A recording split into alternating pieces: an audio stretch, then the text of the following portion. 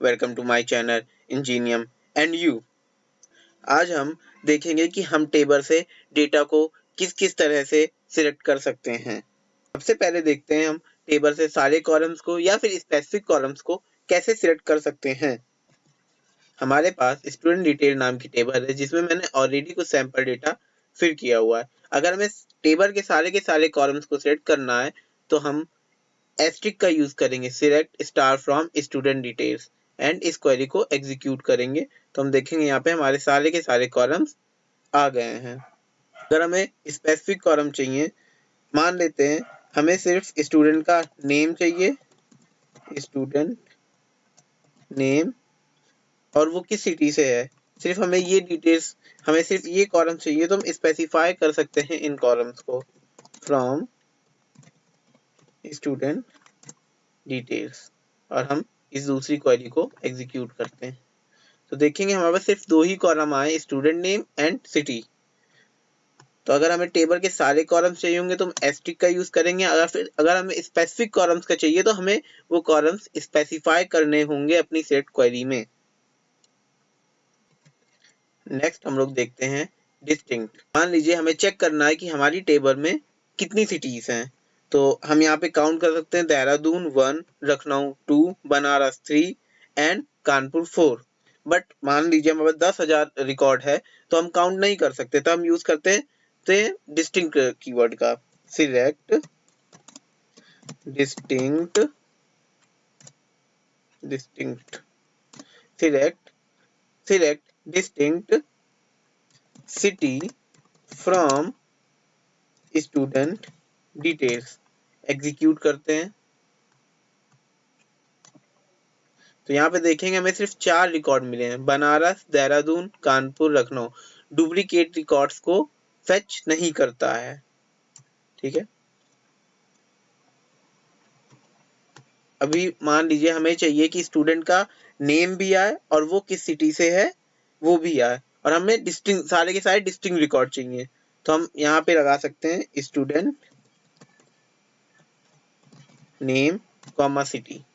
अभी एग्जीक्यूट करते हैं। अभी देखेंगे हमने डिस्टिंक्ट का यूज किया है और सिटी कॉलम को डिस्टिंक्ट में सेट भी किया है, लेकिन फिर भी हमारे पास सारे के सारे रिकॉर्ड आ रहे हैं। तो जब भी हम डिस्टिंक्ट कीवर्ड का यूज करते हैं इसका मतलब ये होता है कि ये पूरे के पूरे रो में, यानी स्टूडेंट नेम में भी और सिटी में भी, पूरी की पूरी रो में जब कॉमन डेटा होगा तभी वो उसे एक बार शो करेगा। हम फिर से एक बार अपने रिकॉर्ड्स को चेक करते हैं। अगर हम यहाँ देखते हैं तो कोई भी स्टूडेंट का नेम सेम नहीं है। तो जब भी हम दो कॉलम्स को यूज करेंगे तो एसक्यूएल जो हमारा है वो दोनों कॉलम में कॉमन डेटा को फेच करेगा। अगर मैं यही सेम चीज ब्रांच के साथ करता हूँ तो हम देखते हैं देहरादून में एक आएगा, लखनऊ भी एक आएगा, और लखनऊ 2, 3, बनारस एक बार काउंट होगा। ठीक है, अगर मैं स्टूडेंट नेम को हटा देता हूँ, सिटी की जगह मैं यूज कर देता हूँ ब्रांच, तो हमारे पास कितने रिकॉर्ड आने चाहिए।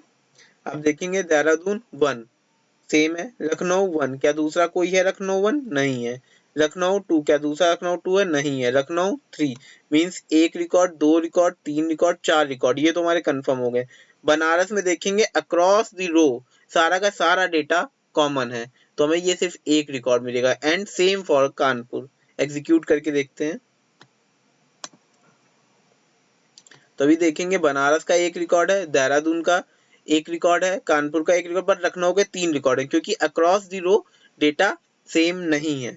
और अगर आप देखेंगे तो ये ऑटोमेटिकली ऑर्डर बाय डेटा को कर देता है असेंडिंग ऑर्डर में। अब हमें वो सारे रिकॉर्ड चाहिए, वो सारे स्टूडेंट के नेम चाहिए जो कानपुर में रहते हैं, तो हम यूज करेंगे वेयर का, select star from student details where city is equal to Kanpur. इस क्वेरी को अगर एग्जीक्यूट करेंगे तो हमें वो सारे रिकॉर्ड मिलेंगे, उन सारे स्टूडेंट की डिटेल मिलेगी जो कानपुर में रहते हैं। एग्जीक्यूट, और ये देखिए हमें यहाँ पे सिर्फ ये 3 रिकॉर्ड मिले हैं जो कि कानपुर में हैं। अगर हमें वो सारे रिकॉर्ड चाहिए जो कानपुर में नहीं रहते हैं तो हम यहाँ पे लगा सकते हैं नॉट इक्वल टू। ये नॉट इक्वल टू होता है, इसे एग्जीक्यूट करते हैं। एग्जीक्यूट, यहाँ पे वो सारे रिकॉर्ड आउटपुट में आएंगे हमारे जो कि कानपुर में नहीं है। इसी तरह अगर हमें वो सारे रिकॉर्ड चाहिए जिनकी एज ग्रेटर है 23 से ग्रेटर है 23 से जिनकी भी एज ग्रेड ज्यादा होगी वो सारे रिकॉर्ड्स आ जाएंगे। देखिए 3 रिकॉर्ड आए। Same as it is, less में सारे लेस आएंगे, सॉरी सेम लेस देन में सिर्फ हमारे पास एक रिकॉर्ड है तो एक रिकॉर्ड आया। यहाँ पर मल्टीपल कंडीशन का भी यूज कर सकते हैं। Select star from student details.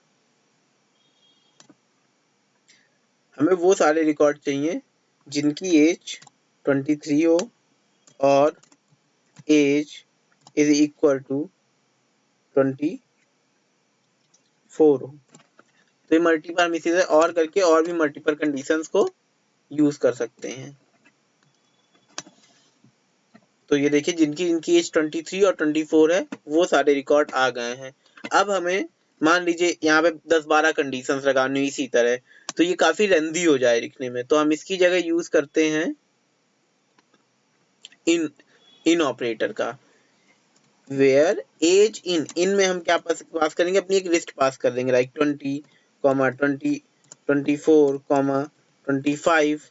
जितनी भी आप लिस्ट में पास करेंगे केवल उतने ही रिकॉर्ड आपको मिलेंगे। मैं एग्जीक्यूट करता हूँ तो देखिए सिर्फ 20 एज किसी की नहीं थी, नया 24 हम मॉडिफाई कर देते हैं, यहाँ पे 22 कर देते हैं और इसे एग्जीक्यूट करते हैं। तो देखिए केवल वो रिकॉर्ड आ रहे हैं जो हमने यहाँ पर लिस्ट पास करी है। अगर हमें एक रेंज की में रिकॉर्ड चाहिए, लाइक हमें वो सारे रिकॉर्ड चाहिए जिनकी एज जिनकी एज 23 से लेकर के 23 से 29 के बीच में है, 29। तो हमें ये सारे रिकॉर्ड इसमें मिल जाएंगे 23 से लेकर के 29 तक। हमें सिर्फ एक रिकॉर्ड नहीं मिल रहा है जो कि 22 है, बाकी सारे रिकॉर्ड मिल रहे हैं।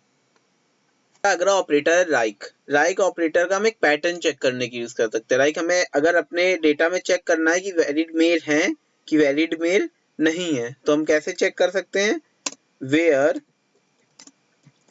Email like. ईमेल का पैटर्न क्या होता है, पहले कोई भी character, any number of characters हो सकते हैं, तो एनी नंबर ऑफ कैरेक्टर्स के लिए हम ये सिंबल का यूज करेंगे। देन एट होना चाहिए, after that any number of character हो। ठीक है, अगर हम इसे एग्जीक्यूट करते हैं तो देखिए सारे के सारे हमारे रिकॉर्ड वैलिड हैं। चलिए हम एक रिकॉर्ड को इनवैलिड कर देते हैं। Update student details set email equal to abc where student name is equal to Jitendra. हमने ये अपने लास्ट रिकॉर्ड को अपडेट कर दिया है। ठीक है, अभी चेक करते क्या हमारा लास्ट वाला रिकॉर्ड आएगा, नहीं आया रिकॉर्ड। ठीक है, तो हम इसी तरह अगर हमें चेक करने कौन कितने इनवैलिड हैं तो हम यहाँ पर नॉट ऑपरेटर लगा देंगे। नॉट ऑपरेटर लगाए तो अब वो पैटर्न केवल ढूंढेगा जहां पर ये पैटर्न नहीं मिलेगा। तो नॉट लाइक का मतलब हो गया, मैं एग्जीक्यूट करता हूँ, ये देखिए हमें इनवैलिड ईमेल मिल गया कि हाँ ये हमारा इनवैलिड ईमेल है। तो लाइक ऑपरेटर क्या करेगा, एक पैटर्न को चेक करेगा।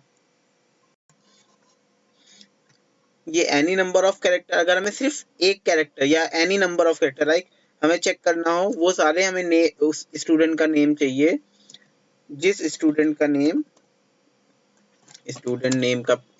पैटर्न स्टूडेंट नेम कैसा हो, पहला लेटर कुछ भी हो और उसके बाद कैरेक्टर MAN हो, उसके बाद कैरेक्टर, ये केवल सिंगल कैरेक्टर के यूज करते हैं। तो हम इस क्वेरी को एग्जीक्यूट करते हैं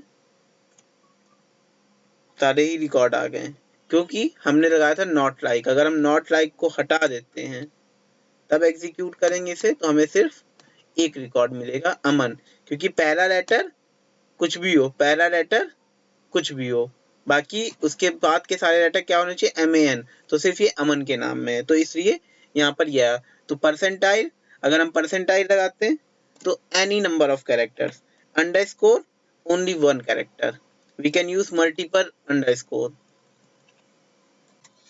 अब अगर हमें वो सारे नाम चाहिए जिनका पहला लेटर ए हो या फिर एस हो, बाकी उसके बाद कुछ भी हो, तो हम यूज कर सकते हैं ब्रैकेट्स का,